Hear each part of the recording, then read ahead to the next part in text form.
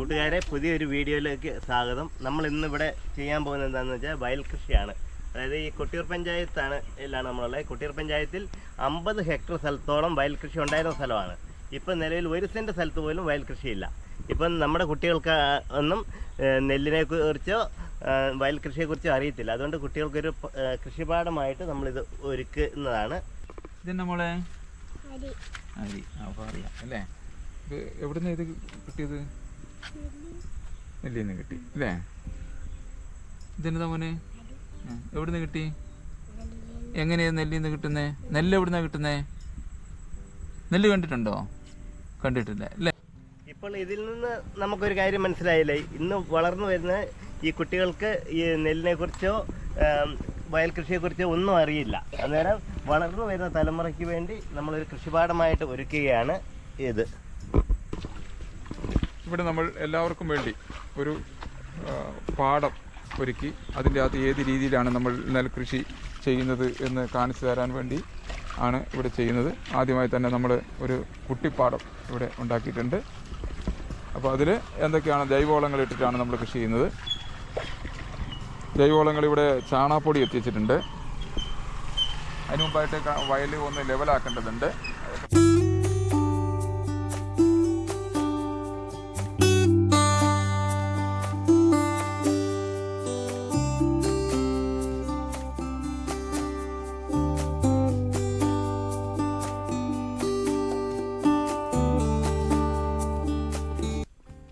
നമ്മളിവിടെ വയൽ കിളച്ച് വൃത്തിയാക്കി ചെടി ആക്കി ഇട്ടിട്ടുണ്ട്. ഇനി ഇതിൻ്റെ അകത്തേക്ക് നമ്മൾ ജൈവവളമാണ് ഇടുന്നത്. ജൈവവളം എന്ന് പറഞ്ഞാൽ ചാണകപ്പൊടി ഇട്ടതിന് ശേഷം അതിൻ്റെ മേലെയാണ് നമ്മൾ ഞാറ് നടേണ്ടത്. ഇത് ഞാറ് നടാൻ വേണ്ടിയിട്ടുള്ള തയ്യാറാക്കിയിട്ടിരിക്കുന്ന വയലാണ്. ഞാറ് ഇവിടെ ഉണ്ട്. ഞാറ് നമുക്ക് നടാം. ഇതിപ്പം ചാണകപ്പൊടി ഇട്ടെല്ലാം ജൈവവളം ഇട്ട് ക്ലിയർ ആക്കിയാണ്. ഇതിൻ്റെ അകത്ത് ഇറങ്ങുന്നോ?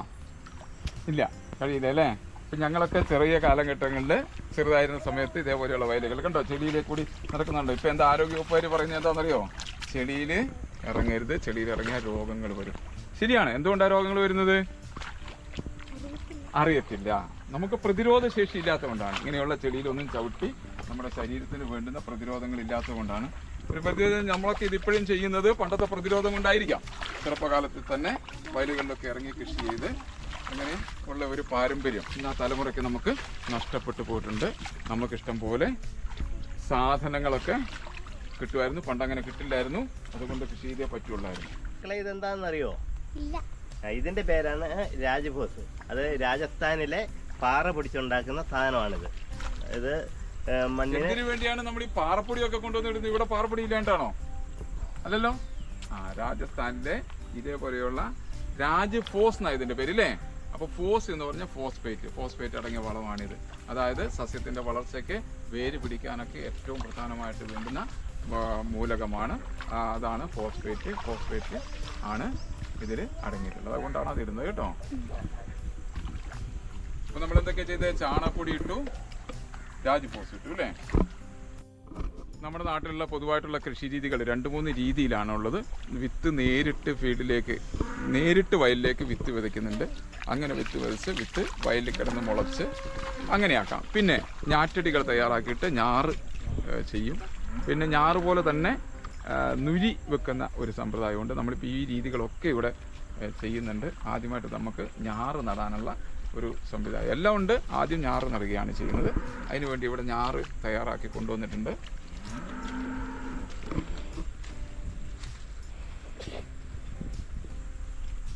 നമ്മൾ നട്ട് 20 ദിവസം മൂപ്പായ ഞാറാണ് ഇവിടെ നടാൻ പോകുന്നത്.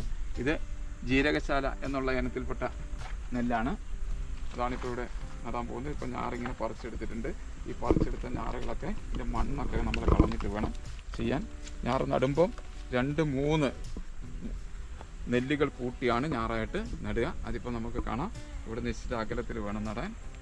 പറിച്ചെടുത്ത ഞാറ് നല്ല വൃത്തിയായിട്ട് കഴുകണം. എന്നാൽ മാത്രമേ അത് വേർപെട്ട് കിട്ടുകയുള്ളൂ. അതിൽ നിന്ന് നമ്മൾ 3-4 എണ്ണം എടുത്തിട്ടാണ് നമ്മൾ നടുന്നത്. ഏകദേശം 1 അടി അകലത്തിലാണ് ഞാറ് നടേണ്ടത്. അപ്പോൾ നമ്മൾ നടുന്ന സമയത്താണ് ഇത് വേർപെടുത്തി എടുക്കുന്നത്. നമുക്ക് തുടങ്ങാം അല്ലേ?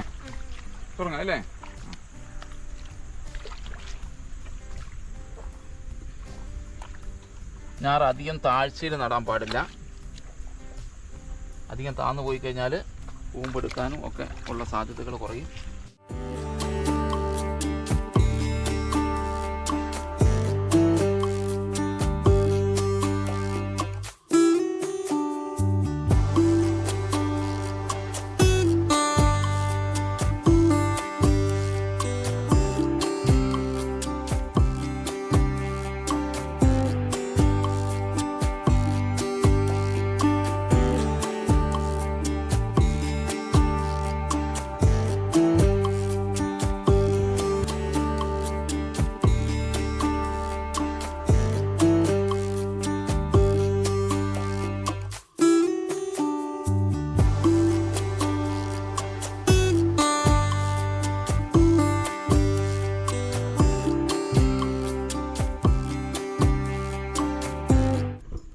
നാട്ടി കഴിഞ്ഞു അല്ലേ?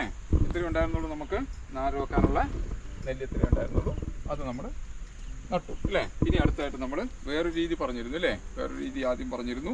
നമ്മൾ മുളപ്പിച്ചതോ മുളപ്പിക്കാത്തതോ ആയിട്ടുള്ള ധാന്യം നെല്ല് നമ്മൾ നേരിട്ട് വയലിലേക്ക് വിതയ്ക്കുവാണ്. അപ്പോൾ വിതയ്ക്കുന്നത് എല്ലാവർക്കും ഒന്നും വിതയ്ക്കാൻ അറിയില്ല. പണ്ട് കാലത്ത് വിതയ്ക്കാൻ സ്പെഷ്യൽ ആളുകളൊക്കെ ഉണ്ടായിരുന്നു. അപ്പോൾ വിതയ്ക്കുന്നത് ഒരു നെല്ല് നിശ്ചിത അകലത്തിൽ വീഴുന്ന രീതിയിൽ വേണം അത് വിതയ്ക്കാൻ. അപ്പോൾ അതിപ്പോൾ നമുക്ക് ചെയ്യാം, നിങ്ങളെല്ലാവരും കണ്ടു നിന്നോളൂ. അപ്പോൾ ഇങ്ങനെയാണ്, കയ്യിലേക്ക് എടുക്കും. അപ്പോൾ വിതക്കൊട്ട, സ്പെഷ്യലായിട്ടുള്ള വിതക്കൊട്ടയൊക്കെ ഉണ്ടാവും പണ്ട് കാലത്ത്. അപ്പോൾ ആ വിതക്കൊട്ടയിൽ കൂടി എടുത്തിട്ട് ഇങ്ങനെയാണ് വിതയ്ക്കുന്നതെന്ന് പറഞ്ഞാൽ നമ്മുടെ ഈ വിരലിൻ്റെ മുകളിലേക്ക് കൂടി ഓരോ നെല്ലും പോകുന്ന രീതിയിലാണ് നമ്മൾ അത് നീട്ടി വിതയ്ക്കുകയാണ് ചെയ്യുക. ഒരു 4-5 ദിവസം കഴിയുമ്പോഴത്തേനും നെല്ലുകളെല്ലാം മുളച്ച് ചെറുതായിട്ട് വരും. അപ്പം വെള്ളം അഡ്ജസ്റ്റ് ചെയ്ത് കൊടുക്കണം, വെള്ളം വറ്റിച്ചിടണം. അങ്ങനെയൊക്കെയാണ് അതിൻ്റെ രീതി. നമ്മളടുത്ത നുരി ആണ് വിതയ്ക്കാൻ പോകുന്നത്. നുരി എന്നുള്ളൊരു സംവിധാനമുണ്ട്. നുരി വെക്കുക. നുരി വെക്കുമ്പം ഒരു കുഴിയിൽ 3-4 അതിൽ കൂടുതൽ വിത്ത് വരാൻ പാടില്ല. അതിനുവേണ്ടി നമ്മൾ എളുപ്പത്തിൽ ചെയ്യുന്ന ഒരു മാർഗം ചാരവുമായിട്ട് കൂട്ടിക്കലർത്തിയാണ്.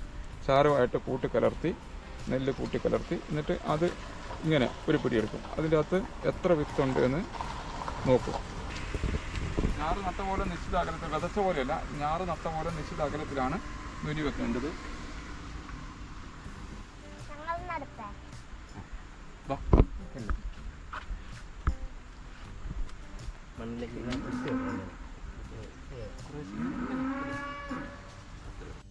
നമ്മളിന്ന് എന്തൊക്കെയാ ഇവിടെ ചെയ്തത്? ആദ്യം എന്താ ചെയ്തത്? ആദ്യം അനുസരിച്ച് പറ. നമ്മൾ ചെയ്ത രീതി. കണ്ടം റെഡിയാക്കി അല്ലേ? ഇത് കണ്ടം ശരിയാക്കി അല്ലേ? അപ്പൊ ഈ കണ്ടത്തിൽ നമ്മൾ ശരിയാക്കിയിട്ട് എന്തൊക്കെയാ ചെയ്തത്? എന്നിട്ട് രാജഫോസ് ഇട്ടു, അതുപോലെ തന്നെ ചാണകപ്പൊടി ഇട്ടു. അതിന് അടിസ്ഥാന വളങ്ങൾ അല്ലേ? ഇതിന് അടിവളം എന്നാണ് പറയുക കേട്ടോ. ആദ്യം ഇടുന്ന വളത്തിന് അടിവളം. അത് മണ്ണിന്റെ അടിയിലേക്ക് ലയിച്ച് ചെടികളിന്റെ ആദ്യ വളർച്ചാ ഘട്ടത്തിൽ വലിച്ചെടുക്കാൻ വേണ്ടിയിട്ടാണ് അടിവളം ചേർക്കുന്നത് അല്ലേ? ഇനി നമ്മൾ ചെയ്യുന്ന വളങ്ങളെല്ലാം മേൽവളം എന്നാണ് പറയുന്നത്, പിന്നീട് ചെയ്യുന്നത്. അത് മേലെ ഇട്ട് കൊടുക്കുന്ന വളം അല്ലേ? ആദ്യം ചെയ്തു. അത് ചെയ്തതിന് ശേഷം എന്താ ചെയ്തേ? ഞാറ് നട്ടു അല്ലേ? ഞാറ് നട്ടു. അതൊരു രീതിയാണ് ഞാറ് നടുന്നത് അല്ലേ? ഞാറ് നടുന്ന എത്ര ദിവസം പ്രായമായ ഞാറായിരുന്നു നട്ടത്? 20 ദിവസം പ്രായമായത് അല്ലേ? പിന്നെ ഞാറ് നട്ട് കഴിഞ്ഞിട്ട് അതിന്റെ ബാക്കി സ്ഥലം 3 രീതിയുണ്ട് അല്ലേ? ഏതൊക്കെ രീതിയിലാണ് നമ്മള്? വിത്ത് വിതച്ചു അല്ലേ? വിത്ത് വിതച്ചു, നേരിട്ട് കണ്ടത്തിലേക്ക് വിത്ത് വിതച്ചു അല്ലേ? അപ്പൊ അത് വിത്ത് വിതയ്ക്കുമ്പോ പറഞ്ഞ കാര്യം എന്താണ്? അത് നമുക്ക് പെട്ടെന്ന് തീരും. നമ്മള് കയ്യിലിങ്ങനെ മുളപ്പിച്ച് അല്ലെങ്കിൽ മുളപ്പിക്കാത്ത നെല്ലിന്റെ വിത്ത് ഇങ്ങനെ ഇടുവാണ് അല്ലേ? ഓരോന്നോരോന്നിൽ തട്ടാതെ നിശ്ചിത അകലത്തിൽ വീഴുന്ന രീതിയിലാണ് നമ്മളത് വിതയ്ക്കുന്നത് അല്ലേ? അങ്ങനെ വിതച്ച് അപ്പൊ അത് അവിടെ തന്നെ മുളച്ച് പിന്നെ പറിച്ച് നടുവൊന്നും വേണ്ട അല്ലേ? ആ രീതിയിൽ അത് ചെയ്തു. പിന്നെ വേറൊരു രീതിയും കൂടി നമ്മൾ ചെയ്തു അല്ലേ? എന്താണ് വേറൊരു രീതി? നുരി വെക്കുക അല്ലേ? നുരി എങ്ങനെയാ വെക്കുക? വെള്ളം വേണ്ട, ചെടിയാക്കേണ്ടത് അല്ലേ? നമുക്ക് വയല് കൃഷി ചെയ്യുമ്പം പണ്ടൊക്കെ എല്ലാ സ്ഥലത്തും നമ്മുടെ ആവശ്യത്തിനുള്ള നെല്ല് കൃഷി ചെയ്യാൻ വേണ്ടി ഇതേപോലെയുള്ള വെള്ളമുള്ള വയലുകളൊന്നും ഇല്ലായിരുന്നു. അങ്ങനെ കരഭൂമിയിലും കൂടി നെല്ല് കൃഷി ചെയ്തിരുന്നു. അങ്ങനെ കരഭൂമിയിൽ നെല്ല് കൃഷി ചെയ്യാനുള്ള ഒരു രീതിയാണ് നുരി വെക്കൽ അല്ലേ? നുരി വെക്കൽ, പൊനം കൊത്തൽ എന്നൊക്കെ പറഞ്ഞുള്ള രീതികളുണ്ട്. അപ്പൊ അതിൻ്റെ അത് നുരി വെക്കലിന്റെ ഒരു പ്രത്യേകത എന്താ ഇതുമായിട്ട് നോക്കുമ്പോൾ? ഇതിന് കൂടുതൽ വെള്ളം വേണം. ഇതിന് പക്ഷെ വെള്ളമില്ലേ, മഴയെ ആശ്രയിച്ചുള്ള ഒരു കൃഷി രീതിയാണ് അല്ലേ? പിന്നെ അതെങ്ങനെയാണ് നട്ടത്? അത് ചാരമായിട്ട് മിക്സ് ചെയ്തിട്ട്. എന്തിനാ ഈ ചാരമായിട്ട് മിക്സ് ചെയ്തത്? അത് ഓരോന്നിലും ഓരോ കുഴിയിലും എന്താ ഓരോ കുഴിയിലും കൂടുതൽ നെല്ല് വീഴാതിരിക്കാൻ വേണ്ടിയിട്ടാണ് നമ്മളിങ്ങനെ പിടിച്ച് എടുത്ത് നടുമ്പം ഓരോ കുഴിയിലും കൂടുതൽ നെല്ല് വീഴാതിരിക്കാൻ വേണ്ടി ചാരമായിട്ട്, പിന്നെ ചാരത്തിന് വളമുണ്ട് അല്ലേ, ചാരത്തിന്റെ വളം കൂടി കിട്ടുന്ന രീതിയിലാണ് അത് ചെയ്തിട്ടുള്ളത്. എത്ര അകലത്തിലാണ് നട്ടത്? ഞാറ് നട്ടേ അതേ അകലത്തിലാണ് നട്ടത് അല്ലേ. അപ്പം മുളച്ചു വരുമ്പോൾ ഒരു കുഴിയിൽ 4, 5 അല്ലെങ്കിൽ 3, 4 നെല്ലുകൾ മുളച്ചു വരും അല്ലേ. അപ്പം മുളച്ചു വന്ന് അത് ഞാറ് നട്ടതുപോലെ തന്നെ ഉണ്ടാകും. പിന്നെ നുരിവിത്തിൻ്റെ ഒരു പ്രത്യേകത, നല്ല ശക്തിയോടുകൂടി അതിന് വളരാൻ കഴിയും അല്ലേ. അപ്പം ഇത്രയൊക്കെയാണ് നിങ്ങൾക്ക് മനസ്സിലായിട്ടുണ്ടല്ലേ കാര്യങ്ങൾ അല്ലേ. അപ്പം അടുത്ത കൊല്ലം വീട്ടിൽ എന്താ ചെയ്യുക, ഇതേപോലെ ചെറിയൊരു വയലുണ്ടാക്കി അതിൻ്റെ അകത്ത് നെല്ലുണ്ടാക്കി അടുത്ത കൊല്ലത്തെ ഓണത്തിന് നമുക്ക് അല്ലേ അതിനെയും കൊണ്ട് എല്ലാവർക്കും ഉള്ള ചോറ് വെക്കാൻ കഴിഞ്ഞില്ലെങ്കിലും ഒരു പായസം വെച്ചുകൂടെ വെക്കാം അല്ലേ. എല്ലാവരും ചെയ്യൂലേ? അന്നേരം നമ്മൾ ഇന്നത്തെ ഈ വീഡിയോ ഇവിടം കൊണ്ട് നിർത്തുകയാണ്. ഇതിൽ നിന്ന് നിങ്ങൾ ഒരു കാര്യം മനസ്സിലാക്കിയിട്ടുണ്ടാകുമെന്ന് വിചാരിക്കുന്നു. ആദ്യമേ തന്നെ കുഞ്ഞുമക്കളോട് ചോദിച്ചപ്പോൾ ഇവർക്ക് നെൽകൃഷിയെക്കുറിച്ച് ഒരു ഗ്രാഹ്യവുമില്ല. പക്ഷേ ഇപ്പം നമ്മുടെ കൂടെ ഉണ്ടായിരുന്ന ഇത്ര മക്കൾക്ക് ഇത് മനസ്സിലായി എന്ന് തിരിഞ്ഞല്ലോ. അതുകൊണ്ട് നിങ്ങൾ ഇത് പരമാവധി കുട്ടികൾക്ക് ഇത് നെൽകൃഷിയെക്കുറിച്ച് പറഞ്ഞു കൊടുക്കുക, അവർക്ക് അറിവ് പകർത്തി കൊടുക്കുക.